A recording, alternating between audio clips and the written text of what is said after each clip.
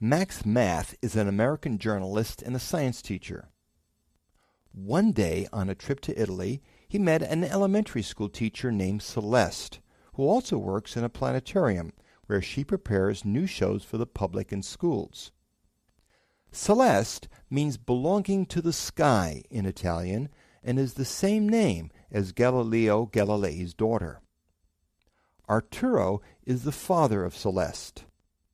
Before he retired, he was a librarian and interested in many facts concerning science, including astronomy.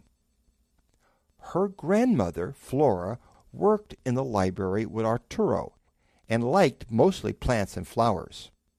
Her name means plants in Italian. Max and Celeste decided to live together in Italy and to name their daughter Gemma, like the brightest star in the constellation of Corona Borealis. In fact, her grandfather suggested this name because Arturo is also the main star of Boötes, a constellation very close to Gemma. In Italy, the name Max is called Massimo, which means the biggest, and has a similar meaning to Max. Aurora, Andrea, and Michela are the friends of Gemma. When Gemma celebrated her 10th birthday, her mother prepared a very special gift.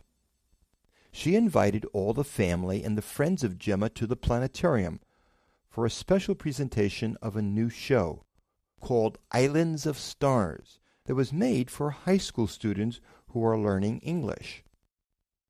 Originally written in English, this show was translated into Italian for this special occasion. Let me now tell you the story presented in this show. Islands of Stars. Leo had never seen the sea before. When he was 11 years old, he made his first journey there, far from his house. He reached the coast by train with his mother, and then traveled by motorboat to a small island. From one side of this isolated land, surrounded by salt water, it was possible to see the coast.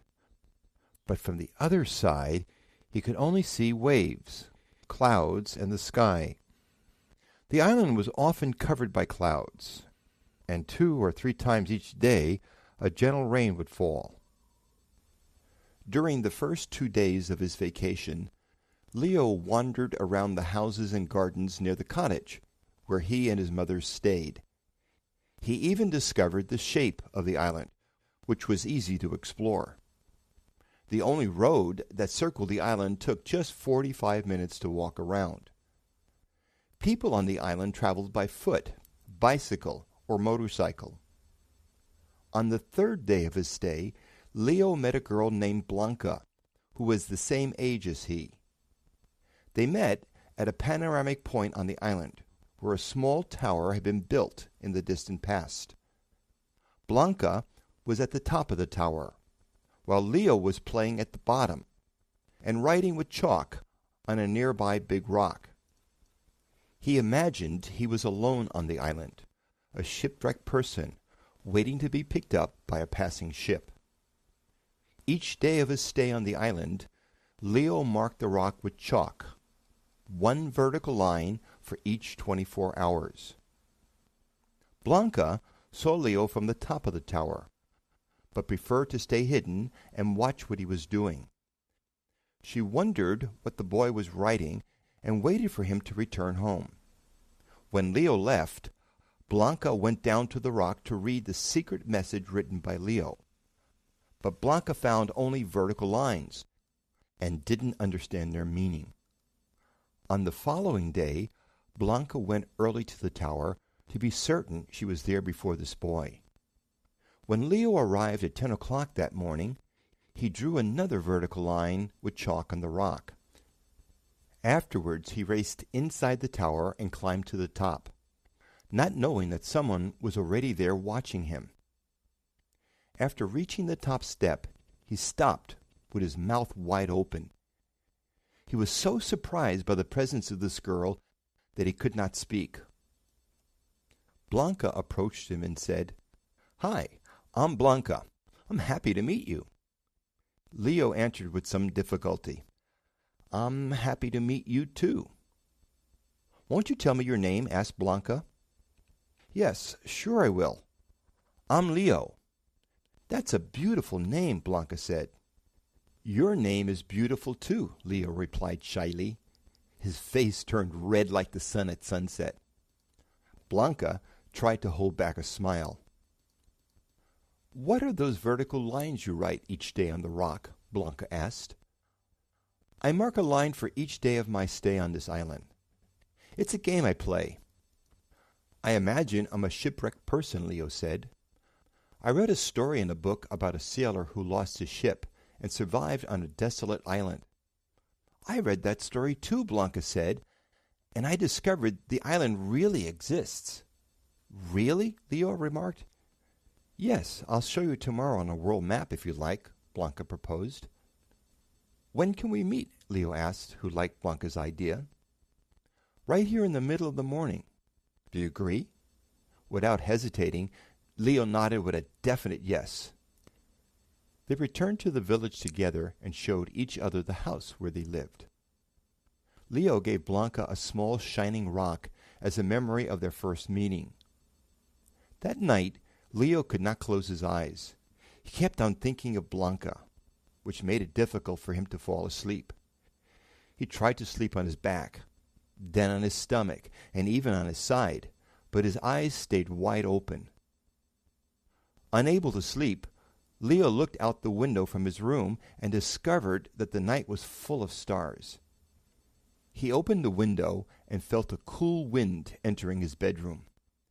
He was very surprised to see so many stars, but even more surprised to see a wide, faint, white streak that crossed the entire sky. It was the Milky Way, made of billions of very far stars that appeared like a diffused light. It was incredible for him, because he had never seen it before. The white streak seemed to start from the sea and cross the entire sky. He noticed it appeared to be divided into two parts. The following day, Blanca showed Leo the world map and the real island of Robinson Crusoe. This island is far from the coast of Chile in South America. Afterwards, Leo invited Blanca to see the sky at night. They asked their parents for permission to stay out of doors for half an hour after the sky became dark. While they waited for the stars to appear, they read the adventures of Robinson Crusoe. But the clouds hid the stars that night. During the day, they played around the tower, and each night they searched for the Milky Way. After waiting 5 days, the stars finally reappeared, as well as the white celestial streak. They never forgot this wonderful show of nature. After leaving the island, they remained in contact for many years. Since their cities were 100 kilometers apart, they wrote many letters sharing their experiences and common interest in sky phenomenon. Over the years, they spent their holidays together. The sight of the Milky Way had changed their lives. In fact, Leo and Blanca took the same university courses to become astronomers. When they finished their studies at the university, they decided to live together on one of the Canary Islands of Las Palmas, where the dark skies at an altitude of 2,000 meters make it possible to see the Milky Way for many nights, and where Leo and Blanca could study the stars through large telescopes. They still live in Las Palmas with Gemma, their daughter. Gemma is also the name of one of at least 3,000 stars visible to the naked eye.